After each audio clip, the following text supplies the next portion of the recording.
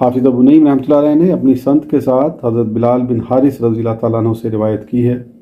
وہ فرماتے ہیں کہ ایک سفر کے دوران ہم سرور کون و مکان صلی اللہ تعالیٰ علیہ وسلم کی خدمت میں حاضر تھے کہ آپ قضائے حاجت کے لیے ایک جانب تشریف لے گئے۔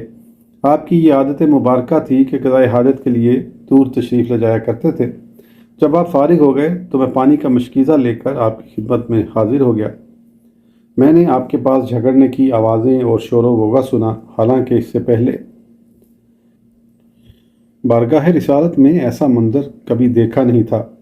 آپ نے مجھ سے پوچھا کیا تمہارے پاس پانی ہے؟ میں نے اس بات میں جواب دیا۔